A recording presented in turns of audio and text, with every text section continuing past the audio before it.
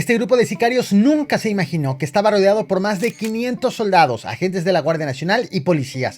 Fue su error de cálculo el que los llevó a cometer un error todavía mayor: atacar a las Fuerzas Armadas. El desenlace te lo voy a platicar con detalle, pero es posible adivinarlo. Presuntos delincuentes fueron detenidos y abatidos. Sin embargo, lo que sorprende no es este enfrentamiento, sino lo que ocurrió antes de que las autoridades federales y estatales hayan decidido enviar a más de medio millar de elementos. Aquí, en esta región, recientemente fue detenido casi un centenar de policías acusados de formar parte de una red de extorsión cuyos alcances todavía son investigados, pero se sospecha que podrían llegar hasta los mismísimos alcaldes de la zona.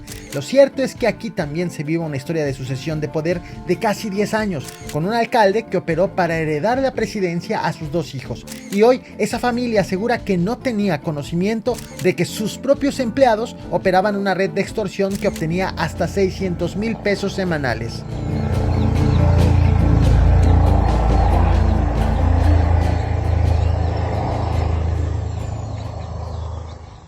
Antes de platicarte del enfrentamiento, considero importante hablar del grandísimo operativo que inició apenas unas horas antes. La mañana de este 14 de marzo fueron movilizados más de 500 elementos de distintas corporaciones de seguridad al municipio de Villaflores, Chiapas. El despliegue incluyó a elementos del Ejército, la Guardia Nacional, la Secretaría de Seguridad y Protección Ciudadana Federal, la Secretaría de Seguridad del Pueblo, la Fuerza de Reacción Inmediata PACAL, la Policía Estatal Preventiva y la Agencia de Investigación e Inteligencia Ministerial de la Fiscalía General del Estado. El despliegue se realizó en los ejidos Úrsulo Galván y Domingo Chanona, donde se ejecutaron órdenes de cateo en dos ranchos de la zona. Fue durante esa mañana, en el transcurso del operativo, que un grupo de delincuentes advirtió la presencia de elementos de seguridad y, sin dimensionar el tamaño del operativo, decidió abrir fuego en contra de ellos. La respuesta de las autoridades pues fue obvia. Los elementos repelieron la agresión, lo cual desató un enfrentamiento que terminó en 7 presuntos delincuentes detenidos y 2 más abatidos. La reacción de las fuerzas de seguridad incluyó al menos un helicóptero, drones y equipo con tecnología avanzada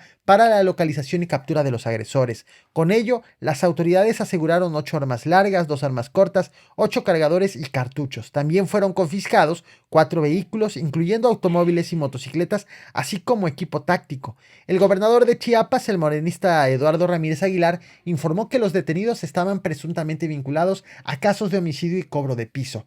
Y aunque las autoridades no especificaron a qué grupo delictivo pertenecían, fuentes de seguridad señalaron de manera extraoficial que eran integrantes del cártel Jalisco Nueva Generación, el cual mantiene una disputa territorial con el cártel de Sinaloa en la zona. Por la mañana se llevó a cabo esta orden táctica de operación, este despliegue operativo, en el cual participaron más de 500 elementos operativos de las diversas corporaciones que participaron, y tenemos como resultado 7 personas del sexo masculino que fueron detenidos. El enfrentamiento provocó momentos de tensión en la comunidad Dr. Domingo Chanona, donde se encuentra una escuela primaria. Durante la balacera, alumnos y maestros se resguardaron en el suelo para evitar ser alcanzados por alguna bala perdida. Una vez que cesaron los disparos, la dirección de la escuela decidió suspender las clases de manera inmediata. Hasta el momento, el reporte oficial solamente informa de detenidos y abatidos del lado agresor, pero no de personas ajenas al hecho, ni tampoco del lado de las fuerzas de seguridad.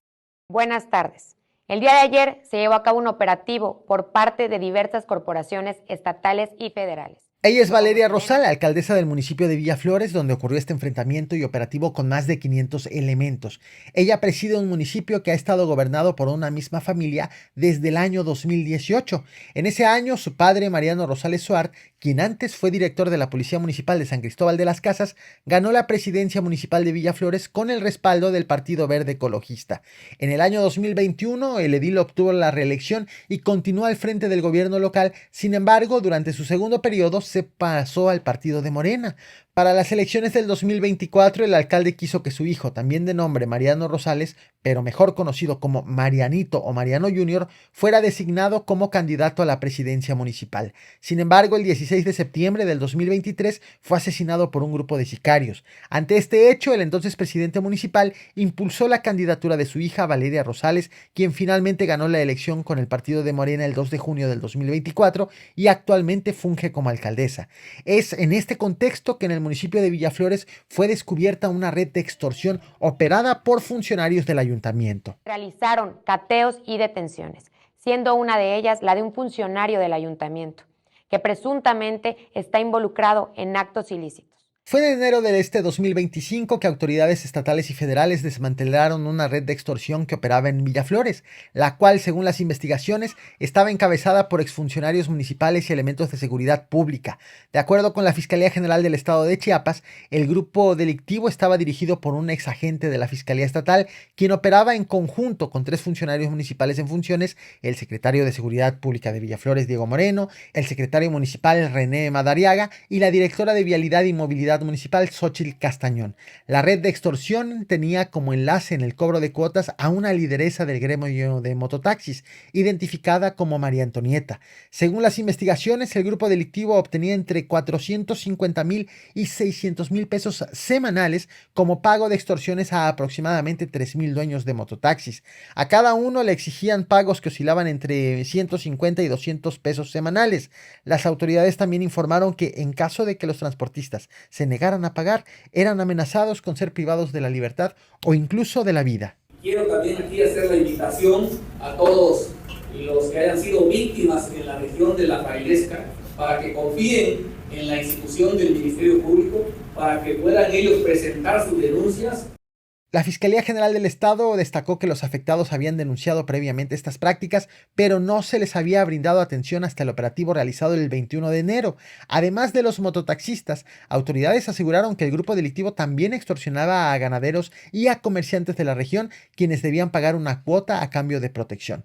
Tras las detenciones y a pesar de la cercanía entre los detenidos con la alcaldesa y su familia, la morenista emitió un comunicado en redes sociales deslindándose de sus empleados y pidiendo que se agoten las investigaciones. Así también fueron trasladados policías municipales para escuchar su declaración y verificar que estén debidamente acreditados para la función que desempeñan.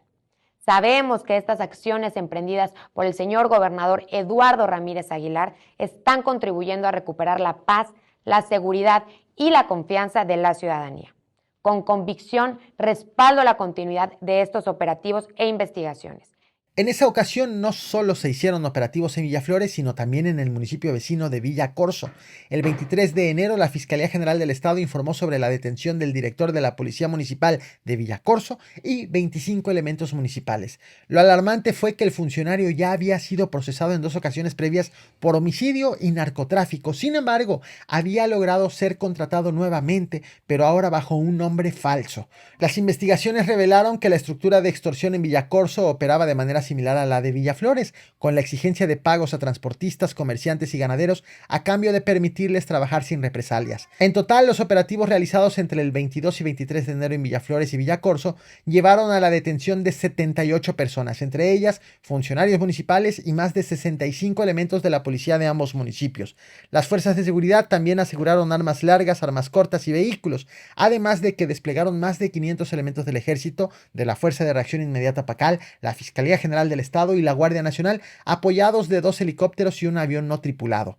El titular de la Secretaría de Seguridad del Pueblo de Chiapas, Óscar Alberto Aparicio, informó que ninguno de los policías detenidos en los operativos contaba con certificación oficial para desempeñar su labor. Fue entonces que el gobierno del Estado aseguró que continuaría con las investigaciones en la zona. Pues no estamos de acuerdo. Él dijo, todo está sobre la mesa. Pues no, eso no está sobre la mesa. Ni sobre la silla, ni sobre el piso, ni sobre ningún lado. No es posible hablar del combate a la delincuencia organizada dentro de México sin darle seguimiento a lo que ocurre entre nuestro país con Estados Unidos. Mientras que las Fuerzas Armadas intervienen en municipios con fuerte presencia de la delincuencia organizada, el gobierno estadounidense continúa ejerciendo presión sobre las políticas implementadas en territorio mexicano. Apenas el pasado 13 de marzo, Ron Johnson, nominado por Donald Trump como embajador de Estados Unidos en México, compareció ante el Comité de Relaciones Exteriores del Senado norteamericano como parte del proceso de ratificación para asumir la embajada en México. Durante la sesión, el senador demócrata Chris Coons le preguntó si estaba de acuerdo en que Trump no podía lanzar un ataque militar contra los cárteles en México sin la autorización del gobierno encabezado por Claudia Sheinbaum. En respuesta, quien se perfila para ser embajador afirmó que la prioridad de Estados Unidos es trabajar en conjunto con sus socios en México para combatir el crimen organizado. Sin embargo, destacó que en caso de que la vida de ciudadanos estadounidenses estuviera en riesgo, todas las opciones estarían sobre la mesa. Sus declaraciones fueron interpretadas como una confirmación de que el gobierno de Donald Trump puede considerar una acción militar en territorio mexicano. I know that President Trump takes very seriously his responsibility to safeguard the lives of U.S. citizens, and should there be a case where the lives of U.S. citizens are at risk, I think all cards are on the table. En respuesta, al día siguiente, el 14 de marzo, la presidenta de México, Claudia Sheinbaum, rechazó tajantemente la posibilidad de una incursión militar estadounidense en territorio nacional. Durante su conferencia matutina, la mandataria aseguró que no permitiría ninguna intervención militar extranjera en México y afirmó que la relación entre ambos países se basa en la cooperación y el respeto a la soberanía nacional.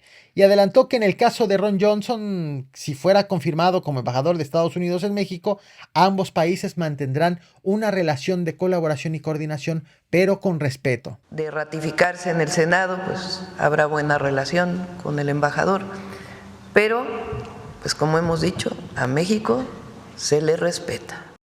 Y mientras las autoridades de ambos países se ponen de acuerdo, el gobierno de Estados Unidos ha revelado que algunos de los 29 narcotraficantes mexicanos extraditados al país vecino han comenzado a brindar información clave a las autoridades estadounidenses.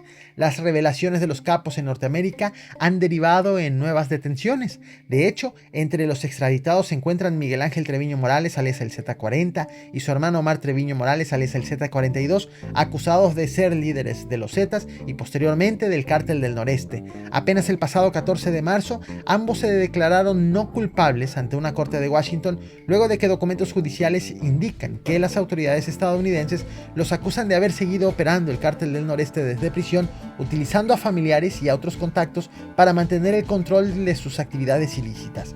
Sobre las revelaciones de los capos no hay más detalles, pero lo cierto es que Estados Unidos no está desaprovechando a los 29 narcotraficantes que México entregó para tener contento a Donald Trump, según lo declaró el mandatario norteamericano, aunque para la presidenta Claudia Sheinbaum la extradición obedeció a un intento del Poder Judicial para liberar a los detenidos. El presidente Trump tiene su manera de hablar, lo hemos dicho muchas veces. Esta decisión que tuvo el Consejo de Seguridad tiene que ver sobre todo con la protección en México. Y ya lo dijo el secretario de Seguridad, había mucha información de la liberación de muchos de estos personas, con la consecuencia que pudiera tener para nuestro país. Y entonces el Consejo de Seguridad tomó esa decisión. Además, todos ellos desde hace mucho tiempo se había solicitado la extradición por parte de los Estados Unidos.